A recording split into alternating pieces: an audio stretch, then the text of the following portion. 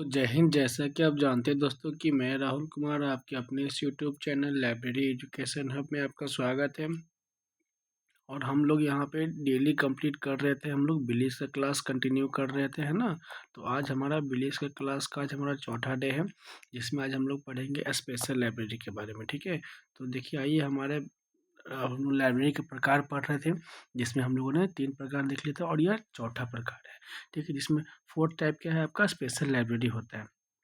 तो आखिर special library क्या है उसके बारे में हम लोग जानेंगे आज। ठीक है, तो कह रहा है क्या कि वह पुस्तकालय जहाँ विशिष्ट प्रकार की सामग्रियों का संकलन हो तथा जिसकी स्थापना विशेष पाठक वर्ग के लिए की गई हो, उसे क्या कहेंगे हम लोग? तो उसे हम लोग स्पेशल लाइब्रेरी कहते हैं। ठीक है, उसे क्या कहेंगे हम लोग? स्पेशल लाइब्रेरी कहलाता है।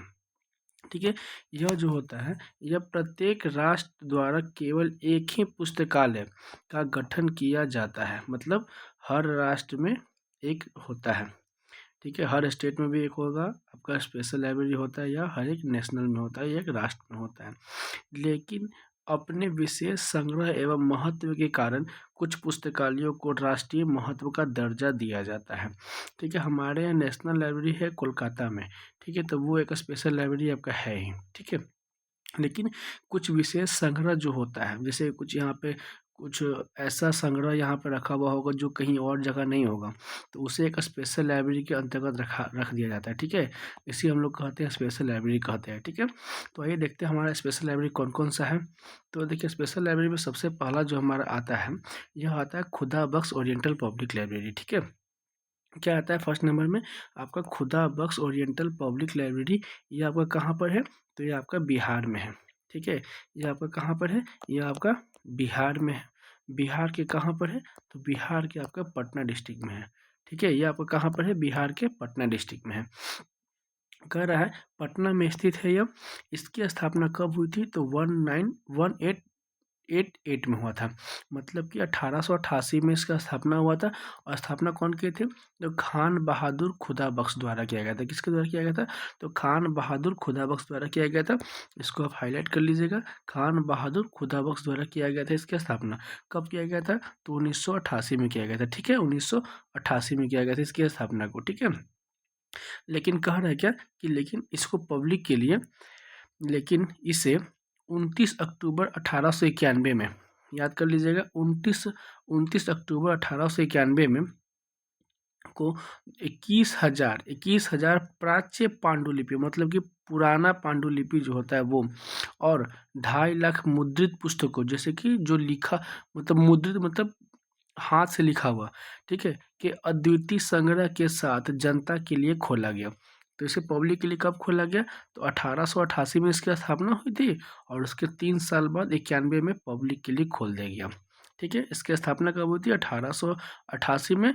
88 के बाद 89, 90 और 91, मतलब 3 साल के गैप के बाद इसको वर्ष 29 अक्टूबर 1891 को 21,000 पांडुलिपि था और 2.5 लाख मुद्रित पुस्तकें था। ठीक है, इसके संग्रह को देखते हुए इसे पब्लिक के लिए खोल देगा, जनता के लिए इसे खोला गया था। ठीक है, मतलब अब इसमें आप लोग जितने भी पब्लिक हैं पटना के या बिहार के बाहर के भी जो है, ठीक है, आप यहाँ पे जाके आराम से आप यहाँ पे पढ़ सकते हैं। ठीक है, फिर नेक्स्ट कह रहा है क्या, इसे इसे 26 दिसंबर 1969 को राष्ट्रीय महत्व का संस्थान घोषित किया गया था। तो इसे राष्ट्रीय महत्व का संस्थान कब घोषित किया था? अगर क्वेश्चन आएगा तो कह देना है 26 दिसंबर 1969 को। ठीक है, फिर से इसको हाईलाइट कर दिया जा रहा है कि ये 26 दिसंबर 1969 को राष्ट्रीय महत्व का संस्थान घोषित कर दिया गया था। ठीक है, ये आपका इम्पोर्टेंट पॉइंट हो गया, आपका इम्पोर्टेंट एक क्वेश्चन भी हो गया। कह रहा है क्या कि वर्तमान में यह पूरी तरह से सांस्कृतिक मंत्रालय द्वारा वित्त पोषित होता है। मतलब इसका देखरेख कौन कर रहा है? तो इसको सांस्कृतिक मंत्रालय इसको देखरेख कर रहा है। ठीक है, इसको देखरेख कौन कर रहा है? तो इसकी देखरेख सांस्कृतिक मंत्रालय द्वारा किया जा रहा है। ठीक है, क्वेश्चन आएगा कि खुदा बख्श ओरिएंटल पब्लिक लाइब्रेरी की देखरेख कौन कर रहा है? तो मिनिस्ट्री ऑफ कल्चर हो जाएगा। ठीक है, सांस्कृतिक मंत्रालय द्वारा इसको देखरेख किया जा रहा है। ठीक है, अब देखिए इसका फंड कहाँ से आता है? तो इसका फंड आपका आता है मिनिस्ट्री ऑफ कल्चर से आता है। ठीक है, इसको याद कर लेना है कि आपसे कल्चर कहाँ से आता है, इसका फंड कहाँ से आता है, तो मिनिस्ट्री ऑफ कल्चर से आता है। ठीक है, इसको पिता में जो इसका स्थापना किए थे, उनके जो पिता थे उनकी विरासत में इनसे 1400 पांडुलिपियाँ मिली थी। ठीक है, विरासत में मिला था। इन्हें क्या हुआ था, इन्हें विरासत में पांडुलिपि मिला था, मतलब उनके पिता के पास ये था तो उन्होंने इसे दे दिया कि आप इसे रखो। ठीक है, नेक्स्ट कह रहा है क्या, नेक्स्ट आ जाइए, हमारा क्या है, नेक्स्ट हमारा है रामपुर राजा लाइब्रेरी। नेक्स्ट क्या है हमारा, रामपुर राजा लाइब्रेरी, जो कहाँ पर है आपका, तो यह आपका है रामपुर यूपी में है। ये आपका कहाँ पर है, ये आपका यूपी में है। ठीक है, इसके बारे में कह रहा है क्या कि यह जो है, इसकी स्थापना कब हुई थी, तो 1774 ईस्वी में हुई थी। कहाँ हुई थी, तो रामपुर स्थित हुई थी, और रामपुर कहाँ है, तो आपका उत्तर प्रदेश में है। ठीक है, कह रहा है कौन इसकी स्थापना किए थे, तो इसका नवाब फैजुद्दौला खान द्वारा किया गया था। किसके द्वारा किया गया था, तो नवाब फैजादुल्ला खान द्वारा किया गया था। ठीक है, आप इसे इसको हाईमार्क कर लीजिएगा। कह रहा है किसे किसके द्वारा स्थापना किया गया था, तो नवाब फैजुद्दौला खान द्वारा किया गया था। ठीक है, फिर कह रहा है क्या कि इसे राष्ट्रीय महत्व कब दिया गया, तो 1 जुलाई 1975 को, 1 जुलाई 1975 को इसके राष्ट्रीय महत्व इसको घोषित किया गया था। 1 जुलाई 1975 ईस्वी को कब किया था, इसे राष्ट्रीय महत्व घोषित किया गया था। ठीक है, नेक्स्ट कह रहा है क्या कि वर्तमान में यहाँ पर कितने पांडुलिपियाँ हैं, तो वर्तमान में यहाँ पर 17,000 पांडुलिपियाँ हैं। वर्तमान में कितने यहाँ पांडुलिपियाँ हैं, तो वर्तमान में यहाँ पे 17,000 पांडुलिपियाँ हैं, जो आपका रामपुर राजा लाइब्रेरी को ये स्पेशल लाइब्रेरी बनाता है। ठीक है, इसे भी क्या बनाता है कि स्पेशल लाइब्रेरी बनाता है, स्पेशल लाइब्रेरी बनाता है। ठीक है, किसको, रामपुर राजा लाइब्रेरी को भी स्पेशल लाइब्रेरी कौन बना, कब बना, किस लिए बनाया जा रहा है, क्योंकि इसके पास भी अपना रेयर केस है, 17,000 पांडुलिपि इसके पास है। ठीक है, नेक्स्ट कह रहा है क्या, नेक्स्ट आपका है तंजावुर महाराजा सरफरोजी लाइब्रेरी। नेक्स्ट क्या है आपका, नेक्स्ट आपका है तंजावुर, सॉरी आपका नेक्स्ट है यहाँ तंजावुर महाराजा सरफरोजी लाइब्रेरी। यह आपका कहाँ पर है, देखिए मैंने इसको हॉलमार्क कर दिया है। ठीक है, इसको हाईलाइट कर दिया है। कह रहा है क्या कि कह रहा है क्या, सरस्वती महल पुस्तकालय भारत के तमिलनाडु में कहाँ स्थित है, तो भारत के तमिलनाडु में स्थित है ना, तमिलनाडु में स्थित है, और तमिलनाडु के तंजावुर में स्थित है। तमिलनाडु के भी कहाँ पर है, तो तंजावुर में, इसलिए इसका नाम पड़ा है तंजावुर महाराजा सरफरोजी लाइब्रेरी। ठीक है, कह रहा है क्या कि यह एशिया का सबसे पुराने पुस्तकालयों में से एक है। यह भारत का नहीं, यह पूरे एशिया का, मतलब जो हमारा कॉन्टिनेंट है एशिया, वो एशिया का सबसे पुराने पुस्तकालयों में से एक है। कौन सा है पुस्तकालय हमारा, तो तंजावुर महाराजा सरफरोजी लाइब्रेरी। ठीक है, कहाँ पर है, तो तमिलनाडु के तंजावुर में। टी से तमिलनाडु, ती से तंजावुर। ठीक है, याद हो जाएगा। तंजावुर कहाँ पर है, तमिलनाडु में है। तंजावुर तमिलनाडु है ना, टी से तंजावुर, टी से तमिलनाडु, याद हो जाएगा। कह रहा है क्या कि यह एशिया का सबसे पुराने पुस्तकालयों में से एक है, और इसमें तमिल और संस्कृत, कौन कौन सा भाषा है, तमिल और संस्कृत में लिखे ताड़ के पत्तों पे, देखिए जो ताड़ का पेड़ होता है उसके पत्तों पे लिखी पांडुलिपियों और कागज का एक दुर्लभ संग्रह है। ठीक है, समझ रहे हैं आप ये कितना दुर्लभ है। यह किस पर लिखा हुआ है, तो ताड़ के पत्तों की पत्तों पर लिखा हुआ है ये। ठीक है, तो यह अलग ही एक स्पेशल लाइब्रेरी ये बन गया है ना। फिर कह रहा है क्या कि इस पुस्तकालय की स्थापना कब हुई थी, तो तंजावुर के नायक, तंजावुर के जो राजा थे, नायक राजाओं द्वारा की गई थी, जिन्होंने 1535 से 1676 तक शासन किया था। ठीक है, कब से कब तक शासन किया था उन्होंने, तो 1535 से लेकर के 1676 तक, लगभग 100 साल से भी ज़्यादा किए थे, 100 साल और फिर आपका 35 दोनों साथ, मतलब 100 100 सवा 100 के करीब में शासन किया था। ठीक है, कह रहा है कि बाद में मराठा राजाओं, विशेष रूप से सरफरोजी टू 1798 से 1832 ने पुस्तकालय को आगे आगे विकास के लिए भाग लिया। ठीक है, इसमें जो मेन पॉइंट है मैं उसको हाईलाइट कर दे रहा हूँ। ठीक है, ये हो गया आपका मेन पॉइंट। ठीक है, शासन किया था। और फिर बाद में मराठा राजाओं के द्वारा सरफरोशी टू 1798 से 32 तक। ठीक है, नेक्स्ट आपका कह रहा है क्या, नेक्स्ट इसमें कह रहा है कि 1918 में पुस्तकालय को एक सार्वजनिक पुस्तकालय, क्या कह रहा है, 1918 में 1918 में पुस्तकालय को एक सार्वजनिक पुस्तकालय, दैट मीन्स की पब्लिक लाइब्रेरी करने के लिए, सार्वजनिक पुस्तकालय दैट मीन्स की पब्लिक लाइब्रेरी, है ना, पब्लिक लाइब्रेरी बना दिया गया और जनता के लिए खोल दिया गया। तो कब खोला गया, 1918 में, याद कर लेना है। ठीक है, तंजावुर कब खोला गया, तंजावुर कहाँ पर है, तंजावुर तमिलनाडु में है। और ये कब खोला गया था, तो तंजावुर तमिलनाडु 1918, ठीक है, 1918 में खोला गया था, 1918 में खोल दिया गया था। किसके लिए खोला गया था, तो जनता के लिए इसे खोल दिया गया था, ताकि जितने भी पब्लिक है आप यहाँ वो यहाँ पे आके पढ़ सकते हैं और देख सकते हैं। ठीक है, नेक्स्ट कह रहा है क्या कि भारत सरकार ने 1983 में संसद के अधिनियम द्वारा इसे राष्ट्रीय महत्व का दर्जा दिलाया। ठीक है, 1918 में इसको खोल दिया गया था, लेकिन 1983 में इसे राष्ट्रीय महत्व मिला, है ना।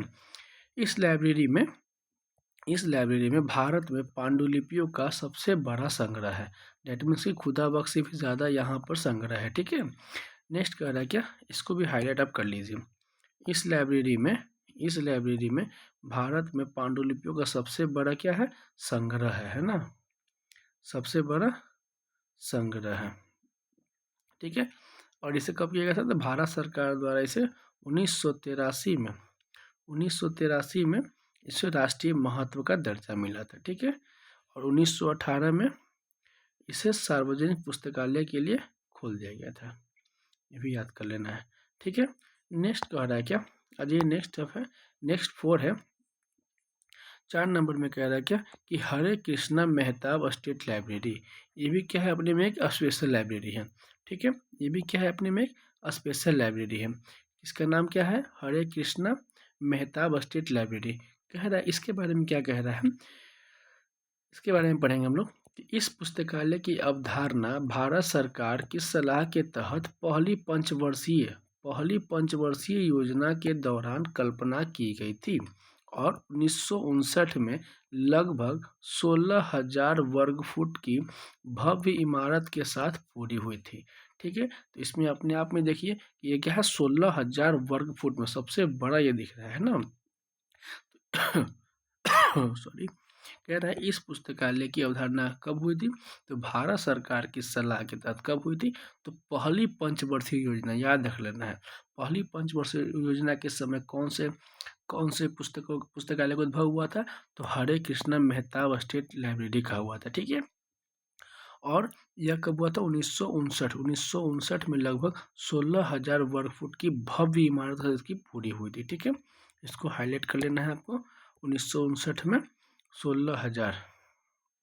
ठीक है, नेक्स्ट क्या कह रहा है कि उड़ीसा, है ना, उड़ीसा की राजधानी भुवनेश्वर के एक प्रमुख स्थान में 3 एकड़ की एक सुंदर भूमि के भीतर स्थित है ना।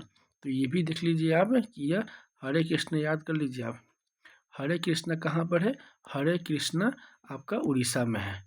हरे कृष्णा कहाँ है, आपका उड़ीसा में है।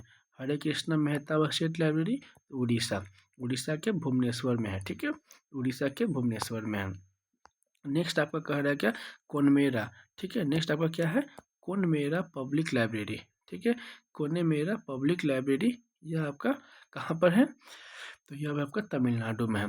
ठीक है, ये इसको हाईलाइट कर लीजिए, कोनमेरा सार्वजनिक पुस्तकालय कहाँ पर है, तो यह तमिलनाडु में है। ठीक है, इसके बारे में देखते हैं हम लोग, इसके बारे में क्या कह रहा है कि इसकी स्थापना कब हुई थी, तो 5 दिसंबर 1869 को हुई थी। कहाँ हुई थी, तो चेन्नई में, 5 दिसंबर 1969 को चेन्नई में हुई थी। ठीक है, जिसे 1948 में स्टेट लाइब्रेरी का दर्जा दिया गया था। ठीक है, मतलब आज़ादी के एक साल बाद इसे 1948 में क्या किया गया था, तो स्टेट लाइब्रेरी का दर्जा मिला था। ठीक है, स्टेट स्पेशल लाइब्रेरी का दर्जा इसको मिला था कब, तो 1948 में। इसकी स्थापना कब हुई थी, तो 5 दिसंबर 1869 में। ठीक है, यह कहाँ पर है? तो कोनमेरा, सी से कोनमेरा और सी से चेन्नई, याद हो जाएगा, सी से कोनमेरा, सी से चेन्नई, ठीक है। टी से तंजावुर, टी से तमिलनाडु, ठीक है। तो सी से कोनमेरा हो गया आपका, सी से चेन्नई हो गया, याद हो गया आपका। फिर कह रहा है क्या कि यह पुस्तकालय डीबी एक्ट 1954 के अंतर्गत 10 दिसंबर 1955 से नेशनल डिपोजिटरी के रूप में जाना जाता है, ठीक है। तो यह नेशनल डिपोजिटरी के रूप में भी जाना जाता है, मतलब कि जो भी स्टेट में पुस्तक अगर पब्लिश होगा तो उसका एक कॉपी यहाँ पर देना होगा, ठीक है। नेक्स्ट कह रहा है, इसको भी आप हाईलाइट कर लीजिए। इसकी स्थापना कब हुई थी? तो 5 दिसंबर 1869 को हुआ था। कहाँ हुआ था? तो ये चेन्नई में हुआ था, ठीक है। जिससे 1948 में स्टेट लाइब्रेरी का दर्जा मिला था, ठीक है। क्या मिला था इसे? स्टेट लाइब्रेरी का दर्जा मिला था। यह पुस्तकालय डीबी एक्ट 1954 के अंतर्गत 10 दिसंबर 1955 को 10 दिसंबर 1955 को क्या कह रहा है? नेशनल डिपोजिटरी, ठीक है, नेशनल डिपोजिटरी के रूप में जाना जाता है, ठीक है। इतना आपको याद हो जाएगा। नेक्स्ट आपका क्या कर रहा है, आइए देखते हैं। नेक्स्ट हमारा है दिल्ली पब्लिक लाइब्रेरी, ठीक है। ज़्यादा नहीं, 4-5 और लाइब्रेरी है, उसको हम लोग देख लेंगे। इस वीडियो को ज़्यादा लंबा नहीं करेंगे हम लोग, है ना। इसमें देखिए कह रहा है क्या कि दिल्ली पब्लिक लाइब्रेरी जो कहाँ आपका है, नाम से ही आपको जाना जाएगा, ठीक है। याद करने की कोई जरूरत नहीं पड़ेगा। दिल्ली पब्लिक लाइब्रेरी कहाँ हो जाएगा आपका? दिल्ली में हो जाएगा, ठीक है। दिल्ली पब्लिक लाइब्रेरी कहाँ है? तो हमारा दिल्ली में है। कह रहा है क्या कि देखिए, इसमें कह रहा है क्या कि इसकी स्थापना जो हुई थी, इसकी स्थापना सरकार एवं यूनेस्को के, सरकार एवं मतलब वहाँ दिल्ली गवर्नमेंट, दिल्ली की जो गवर्नमेंट थी वो, और यूनेस्को, UNESCO, यूनेस्को, यूनेस्को के सहयोग से 27 अक्टूबर 1951 को, कब हुआ था? तो 27 अक्टूबर 1951 को सरकार एवं यूनेस्को के द्वारा की गई थी, ठीक है। वो दोनों के मिल से किया गया था। कह रहा है यह पुस्तकालय भी 16 दिसंबर 1981 को, 16 दिसंबर 1981 से नेशनल डिपोजिटरी के रूप में जाना जाता है। मतलब दिल्ली में कोई भी बुक पब्लिश हो गई तो उसका एक कॉपी यहाँ पर इसको देना पड़ेगा, ठीक है। नेक्स्ट कह रहा है क्या, नेक्स्ट इसको भी हाईलाइट कर लीजिए, ठीक है। 16 दिसंबर 1981 से नेशनल डिपोजिटरी के रूप में जाना जाता है, ठीक है। नेक्स्ट आपका है एशियाटिक सोसाइटी लाइब्रेरी, ठीक है। नेक्स्ट क्या है आपका? एशियाटिक सोसाइटी लाइब्रेरी, ठीक है। इसकी कह रहा है कि जो इसकी स्थापना है, इसकी स्थापना कब हुई थी? तो इसकी स्थापना 1804 में हुई थी, ठीक है। राज्य कहाँ है? तो ये इसे विशेष राज्य का दर्जा कब मिला था? राज्य पुस्तकालय दर्जा कब मिला था? तो 1955 में मिला था, ठीक है। वर्ष 1955 से 1 जुलाई 1994, 1 जुलाई 1995 तक यह पुस्तकालय नेशनल डिपोजिटरी के रूप में जाना जाता था, ठीक है। बस इसके बारे में कुछ ज़्यादा नहीं जानना है आपको, बस इसकी याद कर लीजिए इसकी स्थापना कब हुई थी, तो इसकी स्थापना दे देगा। और यह इसको कब मिला था राज्य पुस्तकालय का दर्जा? तो 1955 में मिला था, ठीक है। बस इसमें इतना ही जानना है। नेक्स्ट आपका कह रहा है क्या कि national medical library in India. Next क्या है आपका? नेक्स्ट है आपका national medical library of India. देखिए, यह इसके बारे में हम लोग थोड़ा जान लेते हैं कि कह रहा है क्या कि भारत सरकार द्वारा स्थापित 1 अप्रैल 1966 को, 1 अप्रैल 1966 के यह सॉरी, भारत सरकार द्वारा स्थापित कब किया था इसे? तो 1 अप्रैल 1966 को, ठीक है। ये अखिल भारतीय आयुर्विज्ञान के पास स्थित है। यह कहाँ पर है? तो यह अखिल भारतीय आयुर्विज्ञान इसके पास स्थित है, ठीक है। कह रहा है कि यह नई दिल्ली के अंसारी नगर में है। यह कहाँ पर है आपका? तो नई दिल्ली के अंसारी नगर में है, ठीक है। याद कर लीजिए नेशनल मेडिकल लाइब्रेरी कहाँ है? तो आपका नई दिल्ली के अंसारी नगर में यह स्थित है, ठीक है, नेशनल मेडिकल लाइब्रेरी। नेक्स्ट कह रहा है इसमें पुस्तकों की संख्या कितनी है? तो 3.6 लाख है, करीब करीब 3.5 लाख से ज़्यादा ही होगा, अब तो 4 लाख पहुँच गया होगा, ठीक है। नेक्स्ट कह रहा है यह 1982 में विश्व स्वास्थ्य संगठन के तहत हेलिस नेटवर्क का भारतीय केंद्र बिंदु बन गया था, ठीक है। ये किसका केंद्र बिंदु बना हुआ था? तो HELLIS का नेटवर्क का भारतीय केंद्र बिंदु बन गया था, ठीक है। तो इसके बारे में कुछ जानकारी है तो इसको आप ये कर लिए, इसको हाईलाइट कर लेते हैं, ठीक है। और इसकी स्थापना कब हुई थी? तो 1 अप्रैल 1966 को हुई थी, ठीक है, ये कहाँ पर है? तो दिल्ली के अंसारी नगर में है। ठीक है, दिल्ली के अंसारी नगर में है। ठीक है, हो गया। नेक्स्ट आपका क्या कह रहा है? नेक्स्ट है आपका national science library of India. National science library of India, इसके बारे में हम लोग देख लेते हैं। क्या कह रहा है कि यह जो है आपका राष्ट्रीय विज्ञान पुस्तकालय NLSL, नेशनल साइंस लाइब्रेरी में विज्ञान और प्रौद्योगिकी दस्तावेजों का 2,51,000 मतलब 2.5 लाख से अधिक मुद्रित संग्रह है, जिसमें मोनोग्राफ है, पत्रिकाओं के बाय खंड है, रिपोर्ट है, थीसिस है, शोध प्रबंधन है, मानक है और पेटेंट आदि का शामिल है। ठीक है, मतलब यहाँ पे इतना चीज़ रखा हुआ है। कारण नेशनल साइंस लाइब्रेरी का उद्देश्य क्या होता है? उद्देश्य है कि वैज्ञानिक कार्यों की रिपोर्ट के लिए एक राष्ट्रीय भंडार होना चाहिए। तो राष्ट्रीय भंडार हमारा कहाँ है? ये नेशनल लाइब्रेरी ऑफ इंडिया में है। ठीक है, कह रहा national library in national science library ISSN के लिए राष्ट्रीय केंद्र के रूप में कार्य करता है। ठीक है, तो NSL जो आपका NSL है किसके द्वारा किसके लिए काम करता है? तो ISSN के लिए काम के लिए राष्ट्रीय केंद्र के रूप में कार्य करता है। ठीक है, तो भारतीय केंद्र द्वारा सौंपा गया पहला प्रिंट ISSN किसके द्वारा प्रस्तुत किया गया था? जनवरी 1986 में। धारावाहिक प्रति प्रतिबुद्धा प्रतिबुद्धा एक धारावाहिक था, उसके लिए ISSN दिया गया था। उसका नंबर क्या था? 09700005, ये उसका नंबर था। ठीक है, ये उसका नंबर दिया गया था। फिर कह रहा है पिछले 28 वर्षों में 1874 में 188 इतना इतना ISSN भारत में प्रकाशित धारावाहिक को आवंटित किया गया है। तो हर धारावाहिक जितने भी सीरियल्स होते हैं उनको भी ISSN नंबर दिया जाता है, जो इतने अभी तक दिया चुका है। ठीक है, तो ये अभी एक अपने आप में नेशनल लाइब्रेरी भी क्या हो गया? अपने आप में एक स्पेशल लाइब्रेरी हो गया। ठीक है, नेक्स्ट क्या कर रहा है? नेक्स्ट आइए हम देखते हैं, इसको हम लोग मार्क कर लेते हैं, ये बहुत इंपॉर्टेंट है। ठीक है,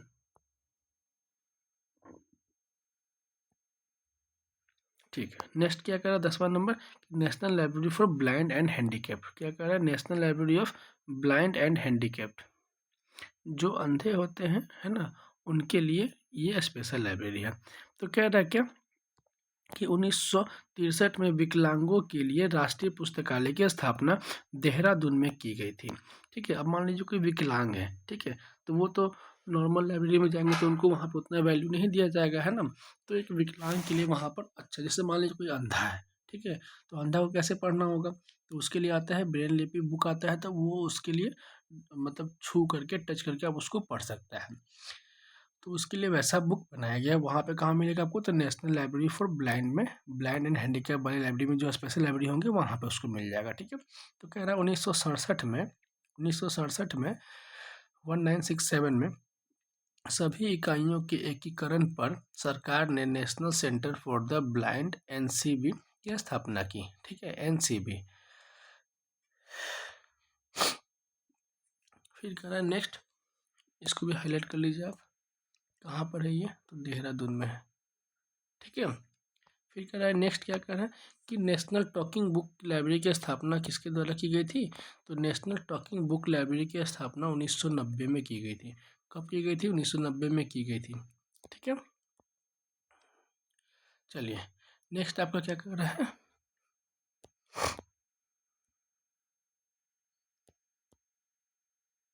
चलिए नेक्स्ट आपका है कि नेशनल डाइट लाइब्रेरी। ठीक है, नेशनल डाइट लाइब्रेरी, इसके बारे में हम लोग जानते हैं कि राष्ट्रीय डाइट पुस्तकालय जापान का राष्ट्रीय पुस्तकालय है। यह कहाँ का है? डाइट लाइब्रेरी जापान का है। ठीक है, याद हो जाएगा, डाइट लाइब्रेरी जापान का है और दुनिया में बड़े पुस्तकालयों में से एक है। यह दुनिया में सबसे बड़े पुस्तकालयों में से एक है जहाँ का डाइट लाइब्रेरी कहा जाता है। ठीक है, कह रहा है इसकी स्थापना 1948 में सार्वजनिक नीति के मामलों पर शोध करने में जापान के राष्ट्रीय डाइट के सदस्यों की सहायता करने के उद्देश्य से की गई थी। ठीक है, नेक्स्ट कह रहा है क्या? जापानी कानून द्वारा यह आवश्यक है कि सभी जापानी प्रकाशन NDL नेशनल डिपॉजिटरी लाइब्रेरी में जमा किए जाए। ठीक है, तो इसका भी आप कुछ हिस्सा है। इसकी स्थापना कब हुई थी? तो 1948 में हुई थी, सार्वजनिक नीति के मामलों पर। ठीक है, नेक्स्ट आपका है लाइब्रेरी ऑफ कांग्रेस। ये भी क्या अपने आप में एक स्पेशल लाइब्रेरी है। ठीक है, देखिएगा national library of Congress. Library of Congress क्या कहता है कि 24 अप्रैल 1800 को कांग्रेस पुस्तकालय की स्थापना वाशिंगटन अमेरिका में की गई थी। ठीक है, तो इसकी स्थापना डाइट लाइब्रेरी कहाँ है? तो लंदन में, आपका जापान में सॉरी, और इसका नेशनल लाइब्रेरी ऑफ कांग्रेस कहाँ पर है? तो आपका अमेरिका में। ठीक है, तो इसकी स्थापना कब हुई थी? 24 अप्रैल 1800 को कांग्रेस पुस्तकालय की स्थापना वाशिंगटन अमेरिका में हुई थी। ठीक है, यह दुनिया का सबसे बड़ा पुस्तकालय है। ये भी क्या कहता है कि अपने आप में ये दुनिया का सबसे बड़ा लाइब्रेरी है। लेकिन 24 दिसंबर 1851 को पुस्तकालय के इतिहास में सबसे बड़ी आग, ठीक है, सबसे बड़ी आग लगी और 35,000 पुस्तकों को नष्ट कर दिया गया, जो कि पुस्तकालय के संग्रह का लगभग 2/3 हिस्सा था। तो ये कह रहा अपने आप में बड़ी आग है। लेकिन जब हमारा ये जला था, नालंदा का विश्वविद्यालय जला था, नालंदा विश्वविद्यालय जब जला था, तो वहाँ पर सोचिए कितना बुक था। वहाँ पे इतना बुक ज़्यादा था, इतना बुक था कि उसको जलने में पूरा टोटल 3 मंथ लग गया था। 3 मंथ उसको लगा था सिर्फ जलने में। सोचिए वहाँ पे कितना बुक होगा। ठीक है, ये 1851 की बात है, हम लोग का तो 16वीं सदी की बात है ये। ठीक है, जब ये कौन जलाए थे? तो बख्तियार खिलजी द्वारा जलाया गया था। बख्तियार खिलजी द्वारा जलाया गया था। सोचिए वो गुस्से में आकर जला दिए थे, लेकिन उसको जलने में पूरा 3 महीने उसको लगा था जलने में। और ये कह रहा है कि अपने आप में ये बड़ा है। लेकिन ठीक है, फिर भी उस समय के समय में हो गई है। इस समय के 24 दिसंबर 1851 को पुस्तकालय के इतिहास में सबसे बड़ी आग लगी है, जिसे 35,000 पुस्तकों को नष्ट कर दिया गया था। इससे भी बड़ी आग लगी थी जो हमारे यहाँ लगी थी बिहार में। ठीक है, कह रहा है क्या? इसका 2/3 हिस्सा जल के नष्ट हो गया था। LOC लाइब्रेरी ऑफ कांग्रेस के संग्रह में 470 भाषाओं में से 32 मिलियन से अधिक सूचीबद्ध है पुस्तकें और प्रिंट सामग्री शामिल है। ठीक है, ये आपको याद रखना होगा। इसमें आपको हाईलाइट कर लीजिए। 24 दिसंबर 1891 को पुस्तकालय के इतिहास में बड़ी आग लगी और इसमें 35,000 पुस्तकों को नष्ट कर दिया गया, जिससे इसे लगभग 2/3 भाग का क्या हो गया? ये हो गया हिस्सा था। 32 मिलियन से अधिक सूचीबद्ध पुस्तकें प्रिंट सामग्री शामिल है। ठीक है,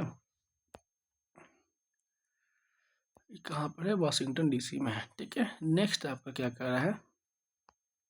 नेक्स्ट कह रहा है कि 61 मिलियन से अधिक पांडुलिपियां सबसे बड़ा दुर्लभ पुस्तक संग्रह है इसके पास। ठीक है, यह अपनी खुद की क्लासिफिकेशन करता है।